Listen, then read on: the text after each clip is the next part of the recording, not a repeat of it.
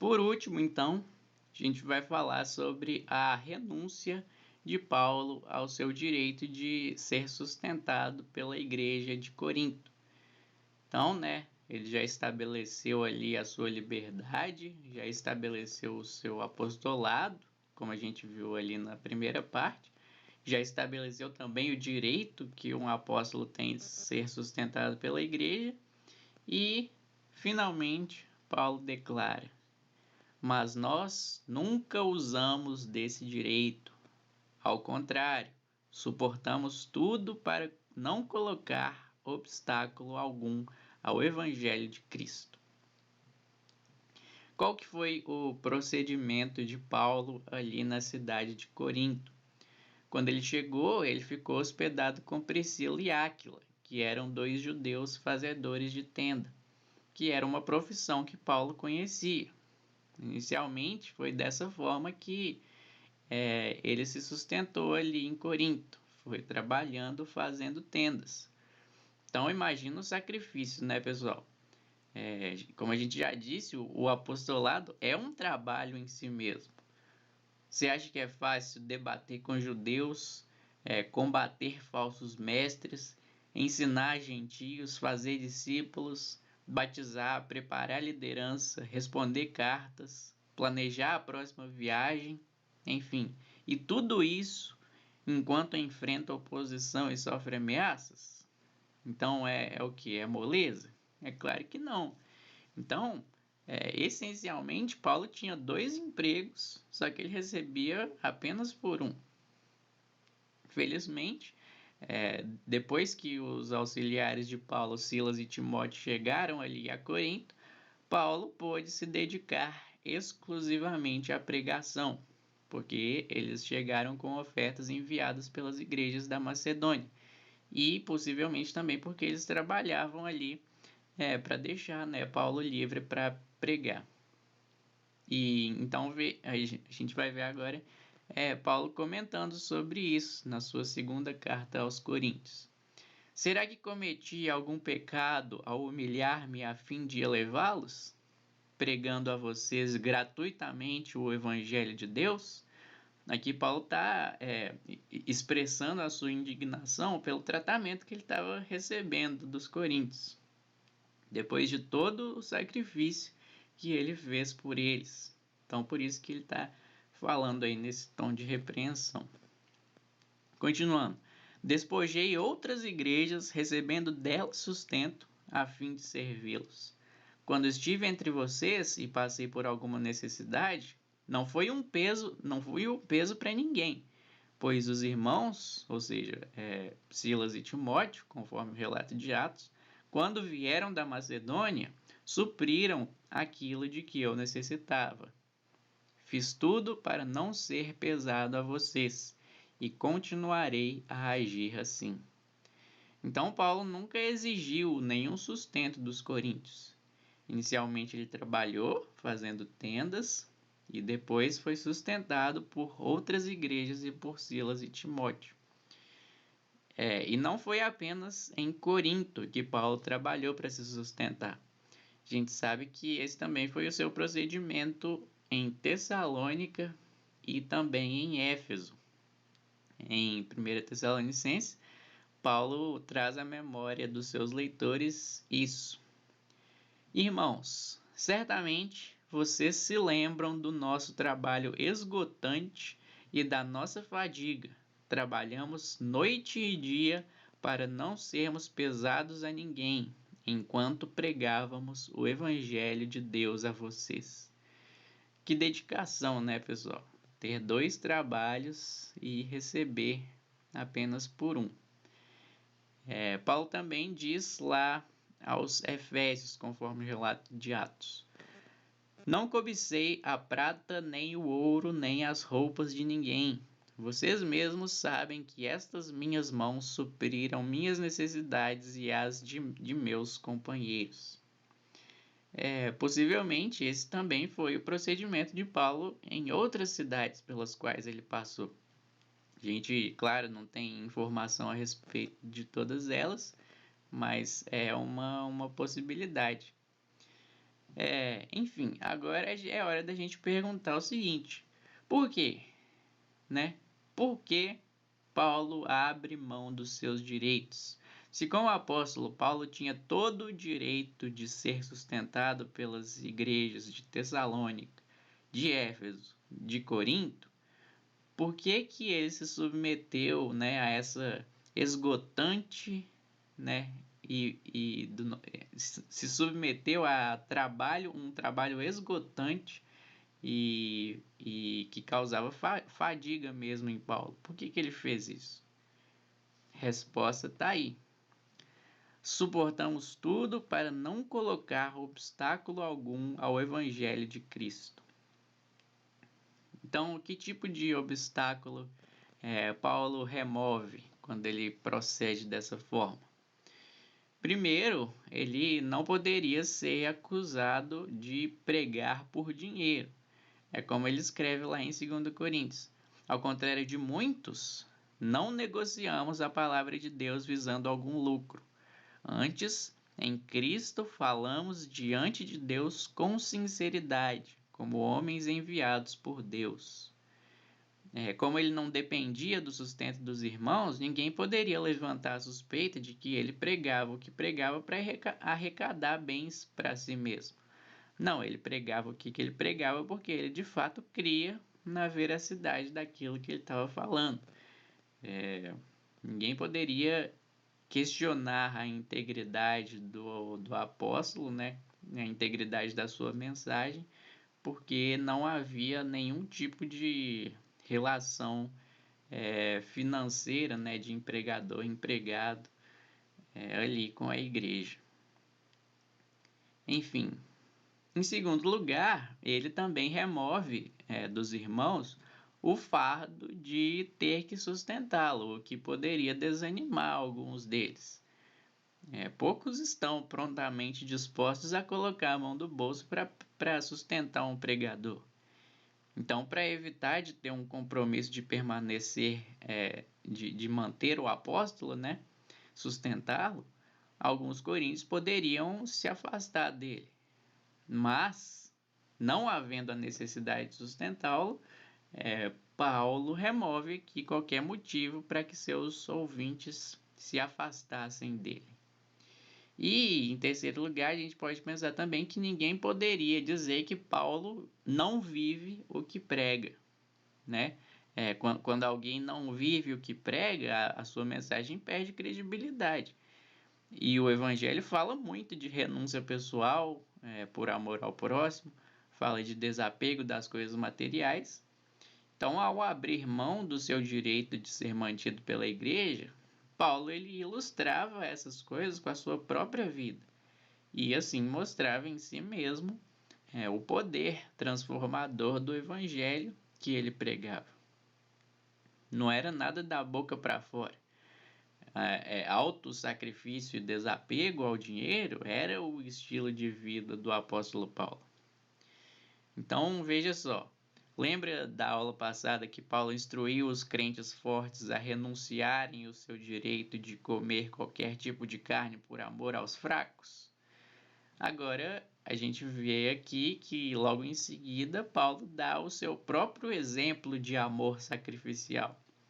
Embora sendo apóstolo e tendo direitos de apóstolos que Paulo tinha, né? Paulo ele abriu mão desses direitos. Então ele não está pedindo nada aos coríntios, nada que ele mesmo não faça. Paulo mostra que existem bons motivos para renunciar a um direito pessoal. No caso da renúncia do direito a um salário, o motivo é para não pôr obstáculo ao evangelho. E no caso da renúncia do direito de comer carne, o motivo é para não escandalizar o irmão e nem levá-lo a pecar. O que é melhor, comer carne ou prezar pela santidade de um irmão e pela comunhão com ele? Ganhar dinheiro ou ganhar almas para Cristo? O Evangelho ele muda a nossa maneira de pensar sobre essas questões. E é isso que Paulo quer que os coríntios percebam. A gente vai ficar por aqui no nosso texto, mas A gente ainda vai falar sobre esse assunto na próxima aula. Para concluir, eu gostaria de destacar algumas lições para nós hoje.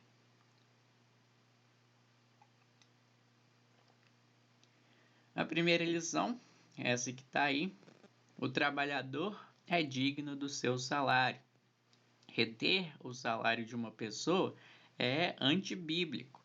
Você sabe muito bem disso. Então, se algum de vocês está em posição de empregador, ou se algum dia um de vocês vier a estar em posição de empregador, se você tiver um empregado doméstico, um funcionário de empresa, enfim, não seja negligente com o salário dessas pessoas.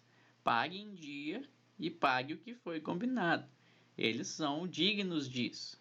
Então, trate as pessoas com a dignidade que nós somos ensinados a tratar.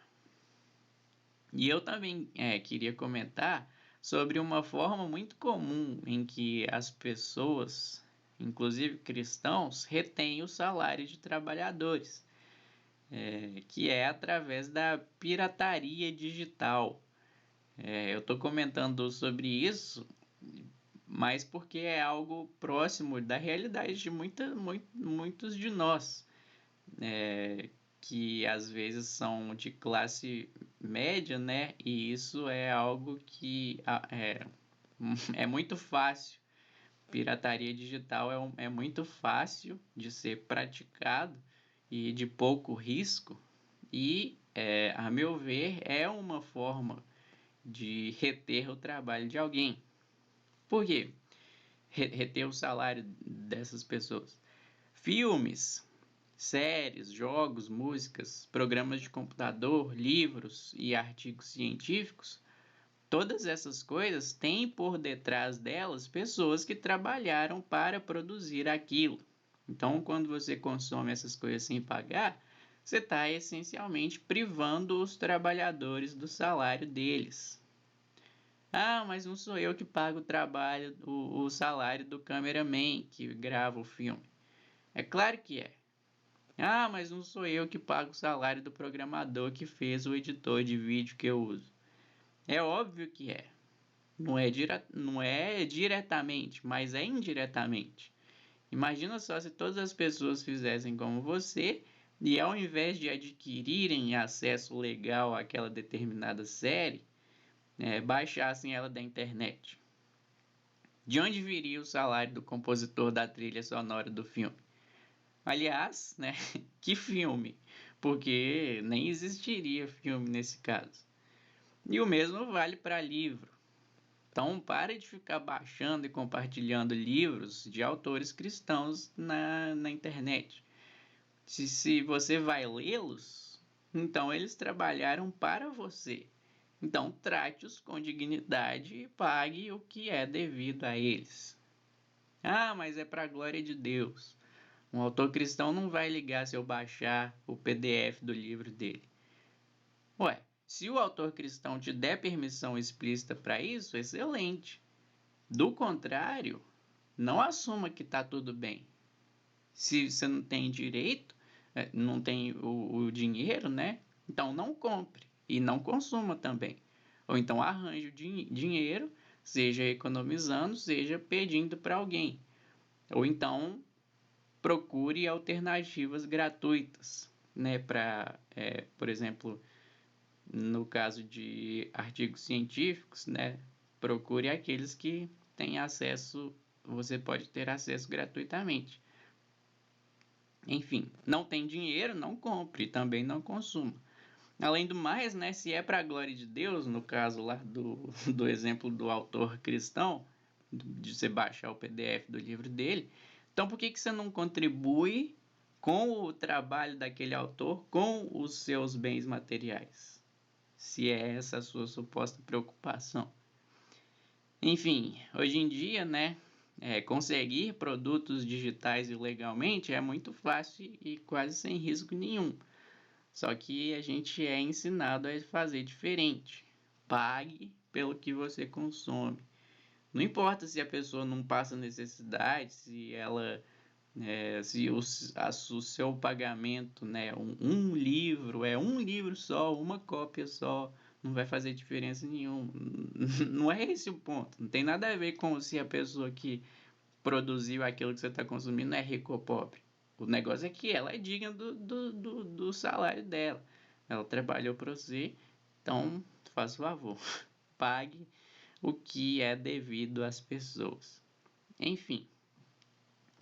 Segundo ponto, segunda lição que eu gostaria de destacar é esse aí: o pregador é digno do seu salário.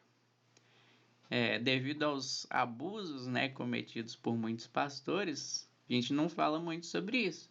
Só que é verdade. O pregador é digno do seu salário. E digo mais, né, não eu, mas Paulo. Os presbíteros que lideram bem a igreja são dignos de dupla honra, especialmente aqueles cujo trabalho é a pregação e o ensino, pois a Escritura diz: não amordace o boi enquanto está debulhando o cereal, e o trabalhador merece o seu salário. 1 Timóteo 5, 17 e 18. Ou seja, um bom líder, um bom pregador é digno de um bom salário, dupla honra, como diz Paulo. E a gente também deve lembrar dos missionários. Então, eles também estão onde estão a trabalho e precisam ser sustentados, como Paulo foi sustentado pelas igrejas da Macedônia quando ele esteve ali em Corinto.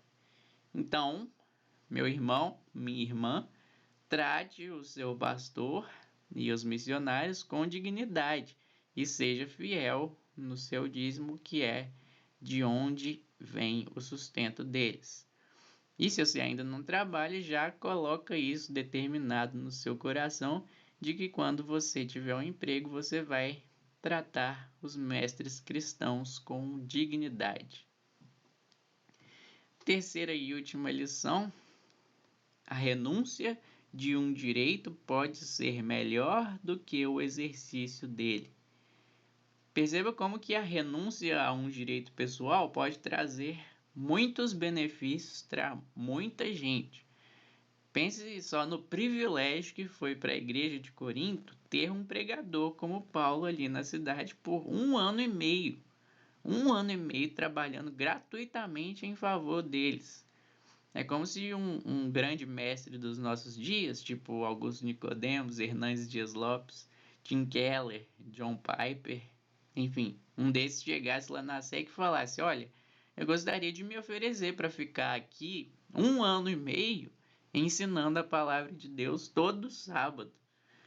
E aí, o que a gente ia falar? Ô pastor, infelizmente, a gente não vai ter condição de te manter aqui na SEC todo esse tempo. Seria uma alegria enorme para nós, mas não vai dar. A gente não tem recurso para isso. E aí ele fala: não, é de graça. Eu não vou cobrar nada, zero, absolutamente nada. Eu me coloco à disposição para estar aqui todo sábado fazendo estudos bíblicos. Que? Imagina só. É uma situação inacreditável. Uma pessoa trabalhar com dedicação, com qualidade a seu favor. É o que o abrir mão dos seus direitos, né, produz. Produz benefícios para muita gente, alegria para muita gente. E Paulo nos dá um baita exemplo de como o autossacrifício pode abençoar muitas pessoas. Da mesma forma, a gente também tem que estar sempre disposto a abrir mão dos nossos direitos, visando um bem maior. E eu termino justamente lembrando do nosso maior exemplo de renúncia, que é Jesus Cristo, que, embora sendo Deus, não considerou que o ser igual a Deus era algo a que devia apegar-se, mas esvaziou-se a si mesmo, vindo a ser servo, tornando-se semelhante aos homens. Cristo não tinha o direito de permanecer com Deus lá no céu? Ele não tinha o direito de cobrar de nós a dívida pelos nossos pecados? Pois é, só que ele não usou nenhum desses direitos. Por quê? Por amor a nós, pecadores. Então, preste atenção nesse exemplo e que Deus, né, nos capacite a imitar esses exemplos de renúncia de Paulo e também de Jesus Cristo. Amém? Beleza, pessoal. Ficamos por aqui. Um abraço e até a próxima.